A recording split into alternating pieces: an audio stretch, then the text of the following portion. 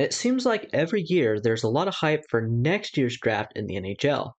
In 2020, there was a common conception that the 2020 class itself wasn't that great, but the 2021 class would surely be the one to watch out for.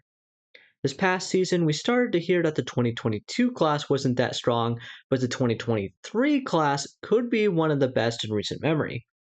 Setting aside all the noise, how good is the 2023 draft really going to be? I will admit that the last couple of draft classes have, of course, been the groups most affected by the pandemic.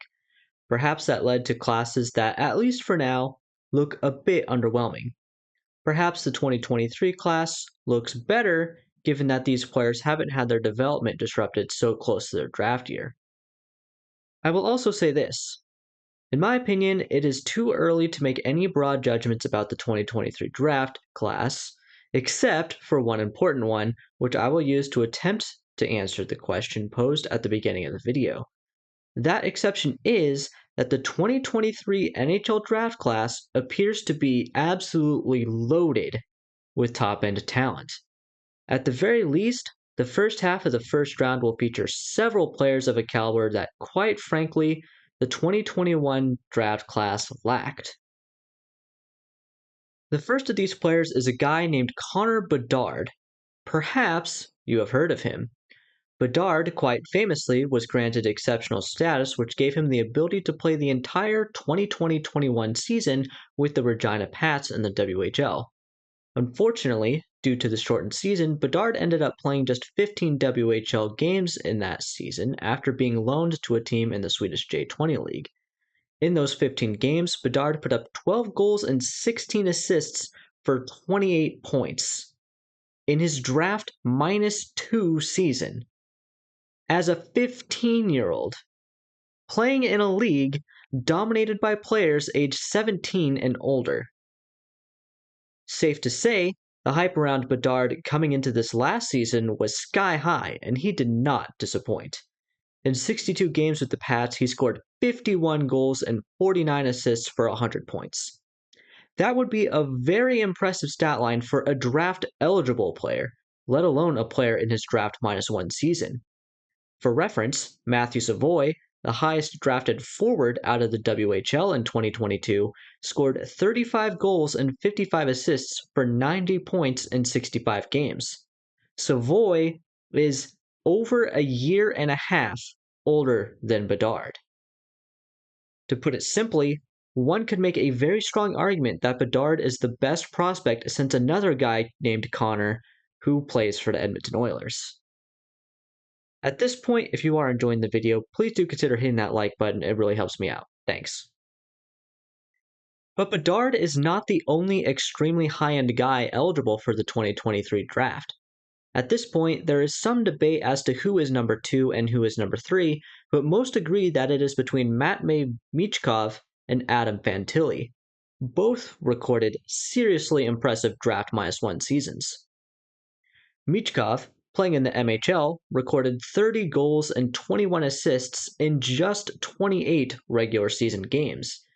In the KHL, he recorded 2 goals and 3 assists in 12 games, an extremely impressive feat for a player who'd only just turned 17 halfway through the season.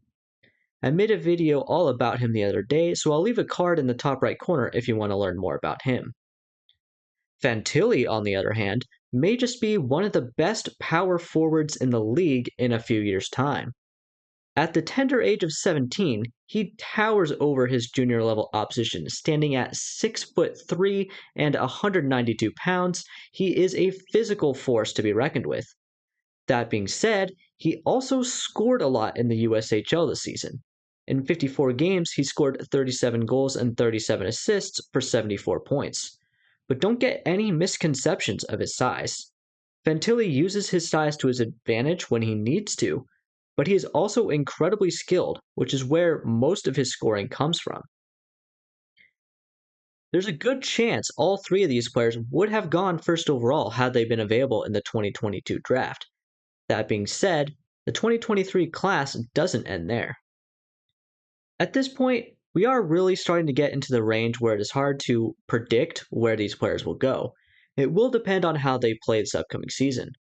All of these guys possess tremendous upside, though.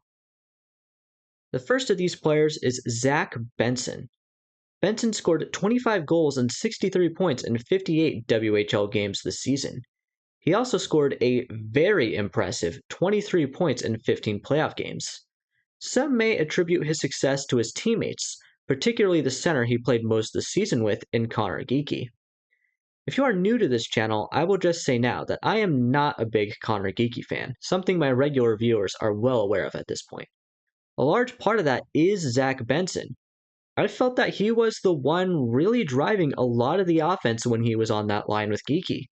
As an underage player, I hadn't even heard of him until I started scouting Geekie, but he very quickly grabbed my attention.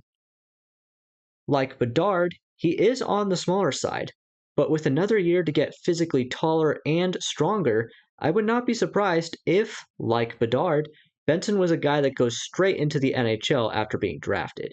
He is that good. Another top prospect available in the 2023 draft is another WHL guy in Brayden Yager. The WHL is stacked next year, by the way. Yager scored 34 goals and 59 points in 63 games last season. The Moose Jaw Warriors were a relatively mediocre team last season, but Yager was not part of the reason why. He developed great chemistry with his line mate and 2022 35th overall pick Jagger Firkus, as the duo finished 4th and 1st respectively in team scoring.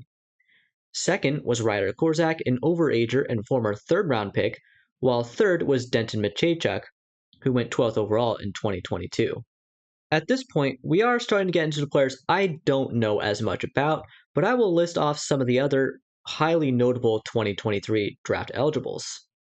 Leo Carlsson, a Swedish center, played 35 SHL games last season, scoring 9 points, a very impressive feat for a player of his age.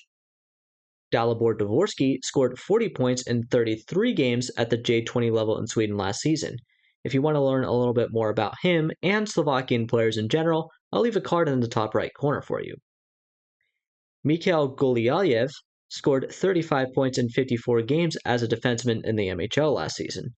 It wasn't the most impressive display of offense I've ever seen from a D-man, but he showed off the tools he has that could lead him towards a monstrous draft year. Edward Saleh scored 89 points in just 39 games at the Czech J20 level last season. Admittedly, the level of competition in this league is not that high, but he also scored 3 points in 10 games at the pro level, which is certainly noteworthy, especially again for a draft -1 player. If you enjoyed this video, you may be interested in this video about what teams might draft Connor Bedard. I will leave it on screen for you now. Thanks for watching.